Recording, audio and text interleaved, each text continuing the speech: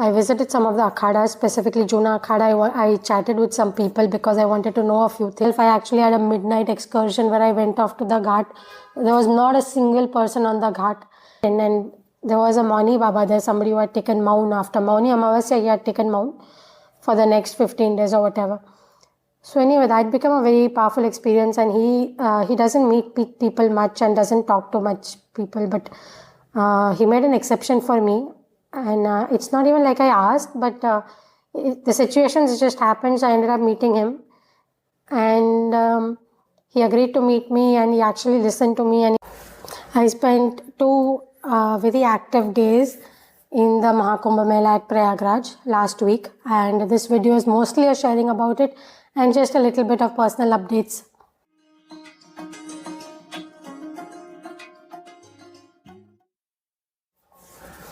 Namaskaram everyone. So I didn't shoot a video last week also, and I was at the Kumbh Mela at that time, so I think I had a clear excuse.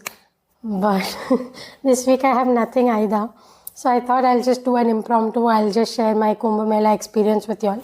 So I was trying to get into Prayagraj for the Mauni Amavasya, but I never got the tickets. I tried to get Tatkal in the train, but that didn't work out.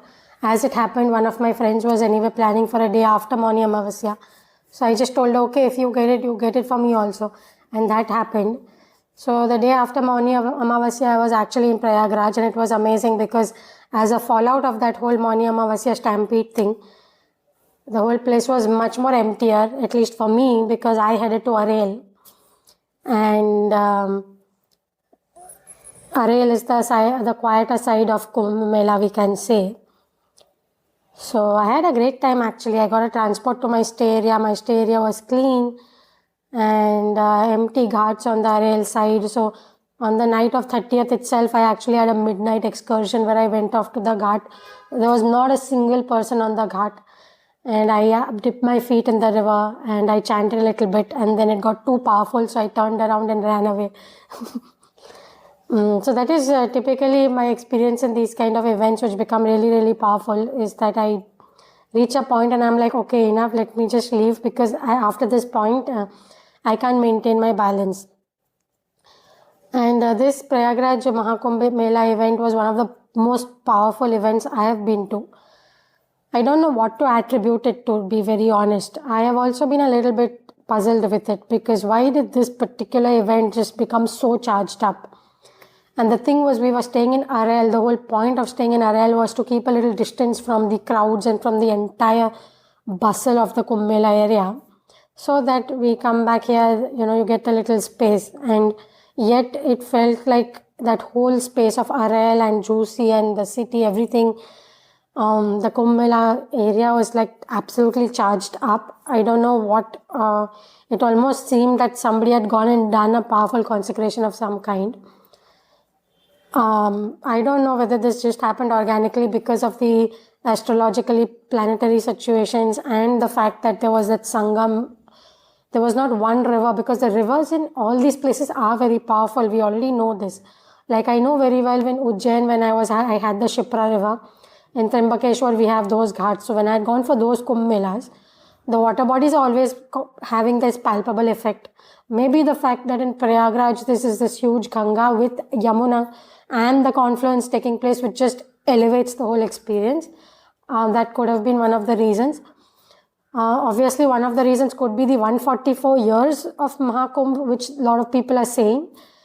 Initially, I was actually very skeptical that is this really 144 years? Is it just a marketing thing? Because a lot of the leaders, like the Mahamandaleshwaras and all of the Akhadas, were not clearly saying 144 years.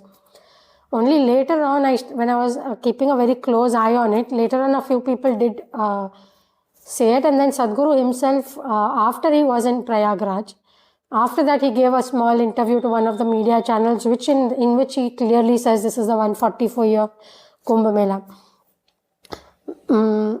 I was still skeptical because I have honestly heard this 144 thing before, just a few years back.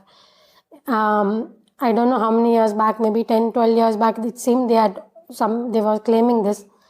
And one of my other sadhaka friends on Instagram was saying that 25 years back he had gone to the Kumbh Mela, and he also, that time they were saying it's the 144 years Kumbh Mela. So I don't know what it is. I have a few theories. I think it may be about specific planetary positions that happen after 144 years, but it's like, it's not one particular planetary position that happens every 144 years. It's like there are different combinations, right?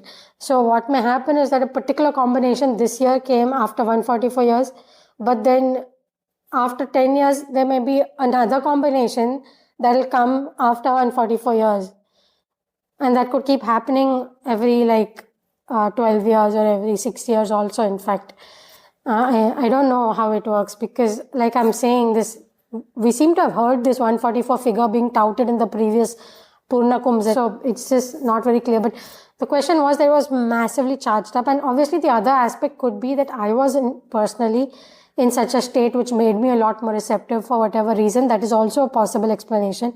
I do not know what is the exact thing, but it was insanely powerful actually. And it is surprising because I ended up spending only 2 days. I actually did not have a return ticket when I went, but I was just feeling quite anxious about a lot of things, to be honest, because one is my health has not been up to par.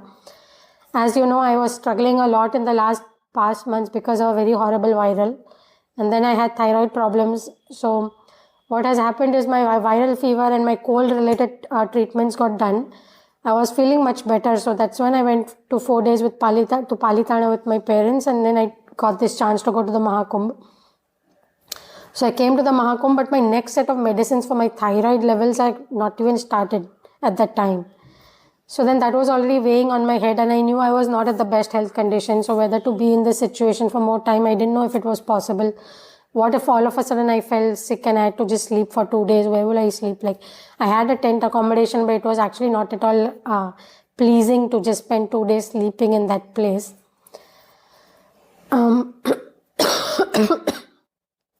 And I think one of the other big factors was that I realized after the first day itself, I realized that the situation is too powerful actually.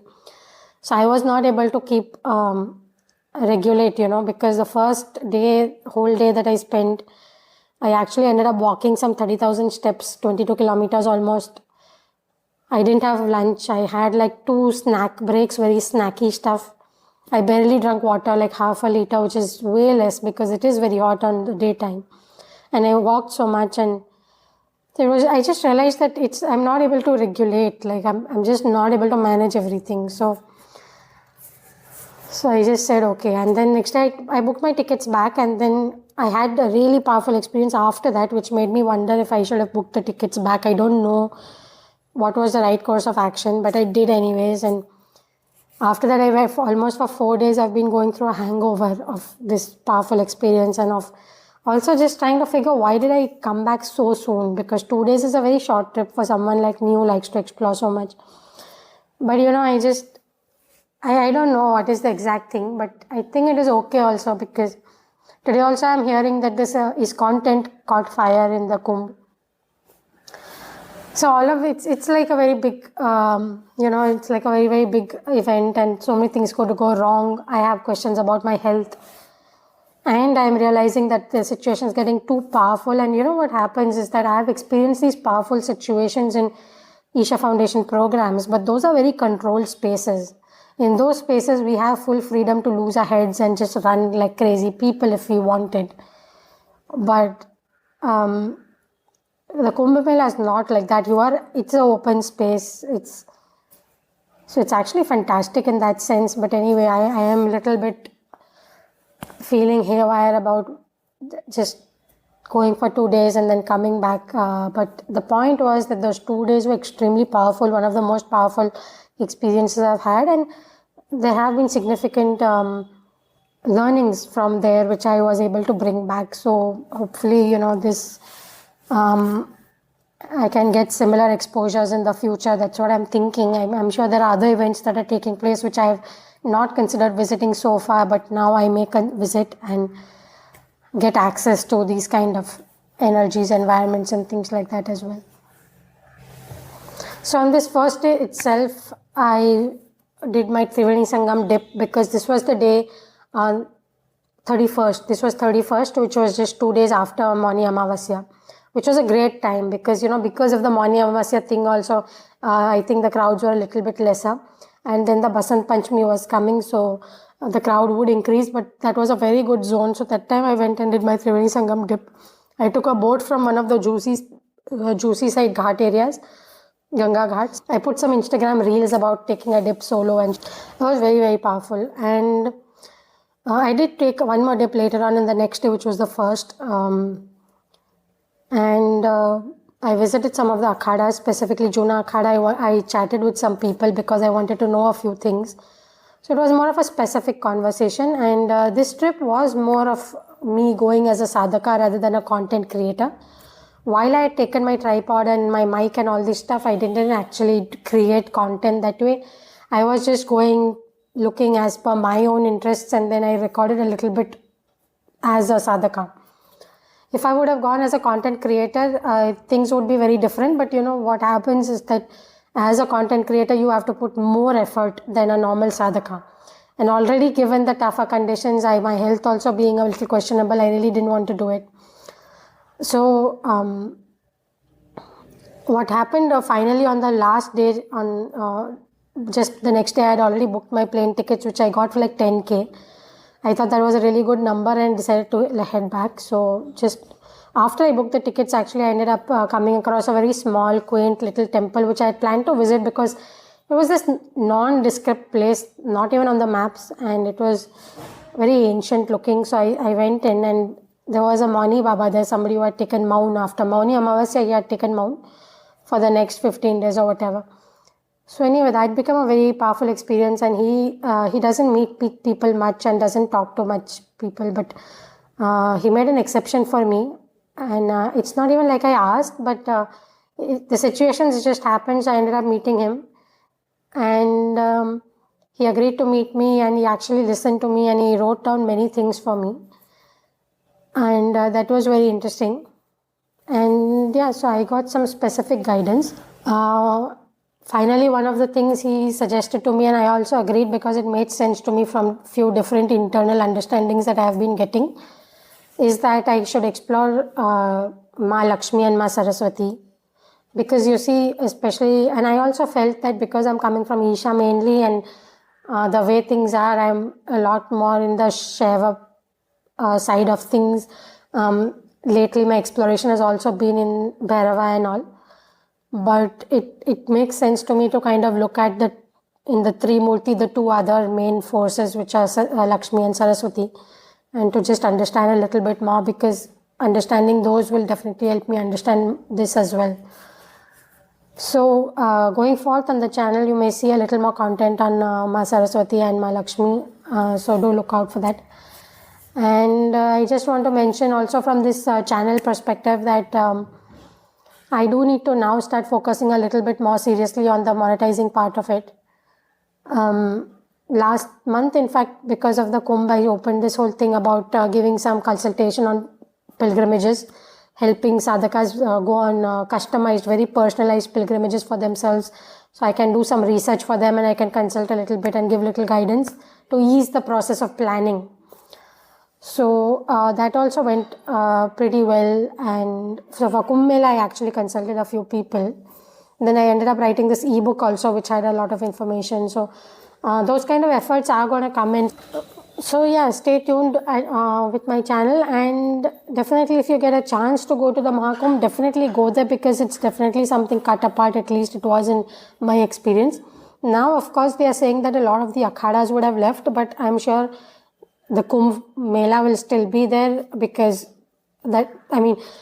if a large chunk of people were just going to leave, then they would not plan these kind of dates. So there will still be a huge number of people that will still be there.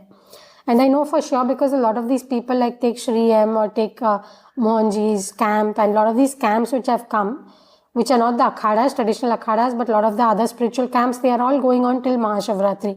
So I am sure that a large number of stuff will still be there.